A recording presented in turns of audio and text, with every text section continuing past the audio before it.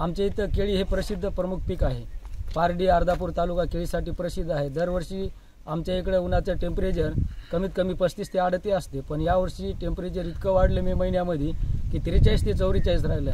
आणि हे जे पीक आहे आमचं प्रमुख पीक केळी हे 35 ते 38 टेम्परेचरमध्ये चांगल्या प्रकारे येते। टेम्परेचर वाढल्यामुळे यावर्षी झालं काय की आमचा मळा निसवला आहे। निसवल्यामुळे टेम्परेचर 38 मध्ये हा मळा चांगल्या प्रकारे त्याची शेंग भरते, वादी भरते आणि ते चांगलं मार्केटला चांगले त्याचे पैसे होतात। पण यावर्षी टेम्परेचर 44 ते 43 दरम्यान असल्यामुळे त्याची वादीसुद्धा भरणं झाली आणि केळसुद्धा मोठं होईना आलं। त्यामुळे आणि मळ्यामध्ये ऊन शिरलेलं आहे। टेम्परेचर जास्त असल्यामुळे केळीचे पानं फाटलेली आहेत। वारं वावदान आणि पावसामध्ये केळीचे पानं फाटलेली आहेत, त्यामुळे ते ऊन मधामध्ये शिरलेलं आहे।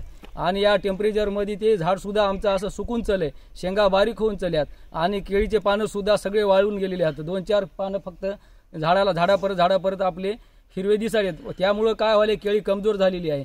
आणि याच्यामुळं काय व्हायले की व्यापारी आमच्या मळ्यामध्ये यायलेत, बघून चलेत, कारण केळी चांगली नसल्यामुळे या टेम्परेचरमुळं त्याची मागणीसुद्धा व्यापारी करणार आणि बेभाव घ्यायले। 700-800 रुपये 500 रुपयापर्यंत याची मागणी आहे। तर आज शेतकऱ्याची अशी कंडिशन आहे की आम्ही जे 1-1.5 लाख रुपये खर्च केलेला आहे बनाला, ते सुद्धा आमचा खर्च निघत नाही 500-600 रुपयाच्या भावानं।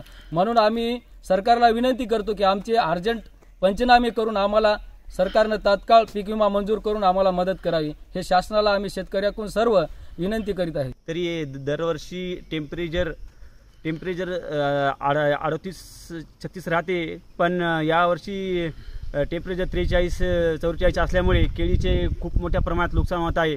तर केळीचे पानं करपायत, पुन्हा वारे असं चक्रीवादळ, वाऱ्यावदान असे खूप संकट शेतकऱ्यांवर येत आहेत।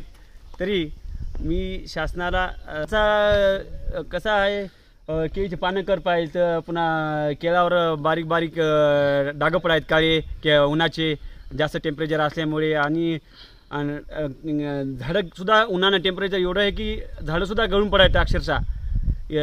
खूप मोठ्या प्रमाणात शेतकऱ्यांचं नुकसान होत आहे।